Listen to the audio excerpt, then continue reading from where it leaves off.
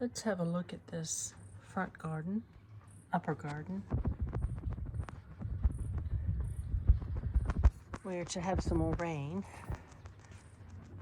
Seems to be what we're doing this year. This rose was absolutely gorgeous and still has blooms.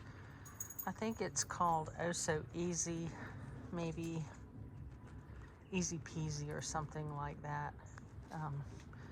I don't know who comes up with those names. It's a Proven Winners one, and it really has done quite well. It does have some yellowing leaves because it's been wet.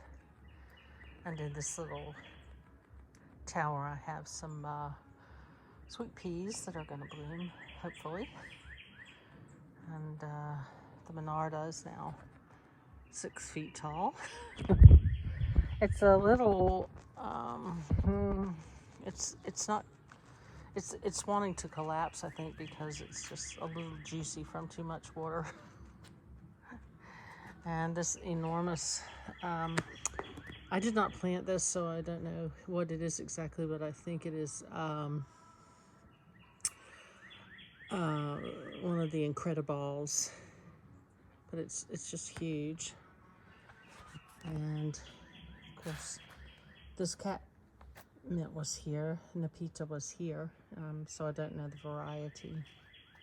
And a lot of it is now coming from seed anyway. It tends to become unhappy late in the summer because of the heat and humidity, and then it reseeds itself.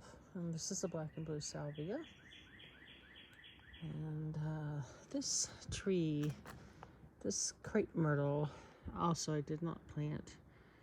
It has really suffered from something, and I assume it was our very, very cold temps the year before last. And we're now seeing the results of that. If you see all the sprouting at the bottom, and then it's a little sparse at the top. So I'm struggling to decide what to do. My inclination is to cut it down. I don't really like the color. It's a sort of a bubblegum pink or Barbie pink, something like that. It's just not to my taste. But one does hate to kill things.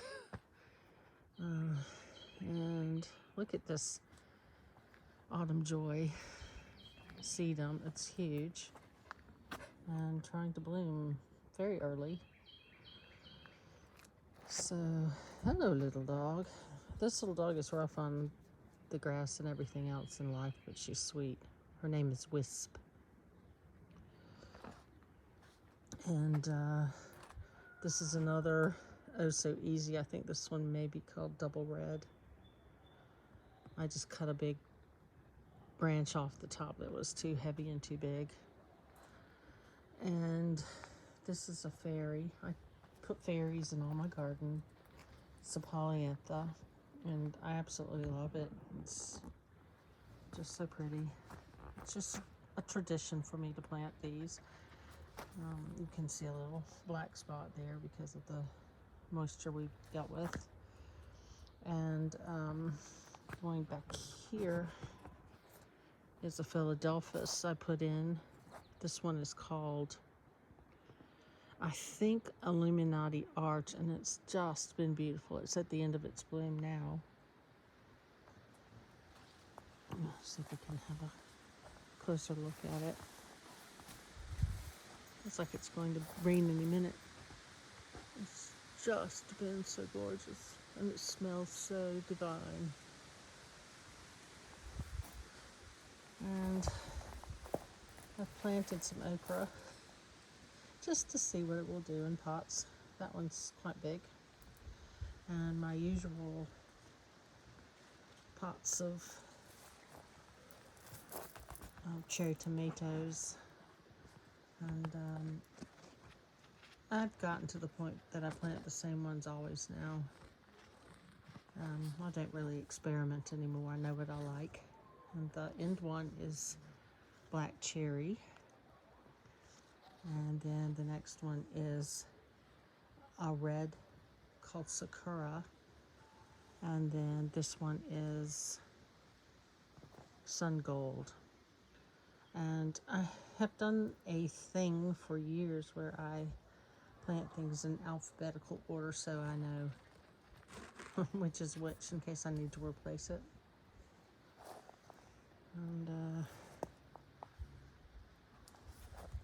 this is a big phlox that will bloom soon, I think.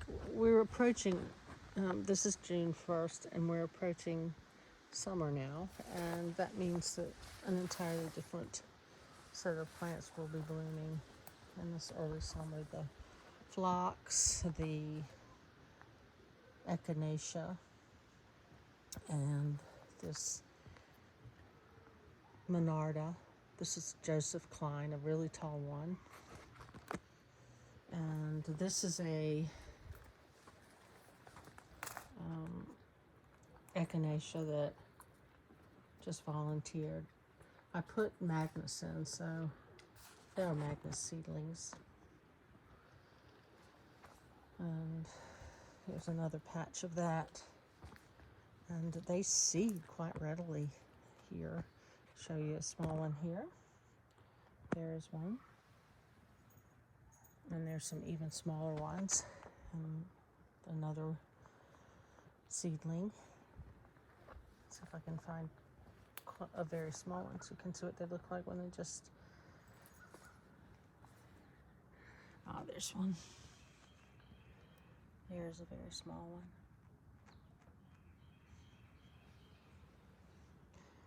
And an echolea. I don't remember what that one's called. My peonies were so prolific this year, but it rained and rained, and peonies do not do well when they are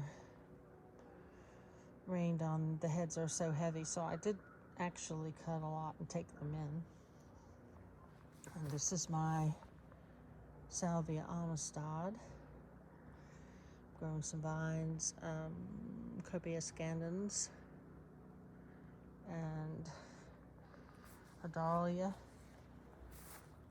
I don't know, I can't remember what that is. And a lot of the times when I've got supports in the garden, it is not because I'm supporting the plant, it's because I'm trying to keep dogs from stomping all over them. A few snapdragons. This crazy, what is it called? It's Joe Pye. I can't think what it's called right off the top of my head. This is a Crocosmia Eupatorium. That's what Joe Pye is. Eupatorium. That one's huge. It does fall over in storms, so I may take it out. This is quite a small garden. That may just be too much. And anyway, Crocosmia lucifer, which is the most common one, I think. And here are my tiger lilies. Again, probably 6 feet tall. And orange tiger lilies. And more peony, more phlox. And this is a salvia. Oh, I'm trying to remember what it... Uglionosa, something like that. And interestingly, it did survive the winter. I don't think our winter was as tough as it might have been. Because also that salvia there in the back is called Amante. And it made it through. And then, of course, I planted another salvia amistad.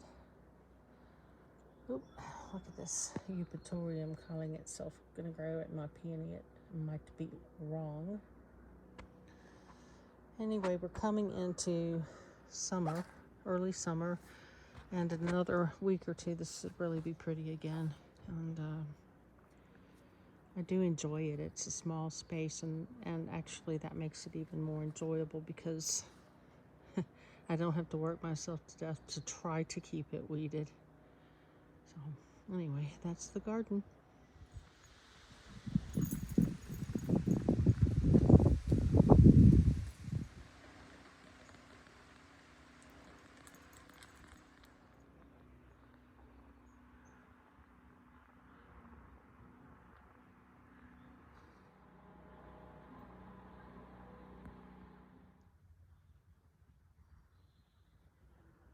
So there are certain little animals that can be incompatible with gardening. And in this case, it's a border collie. What a mess.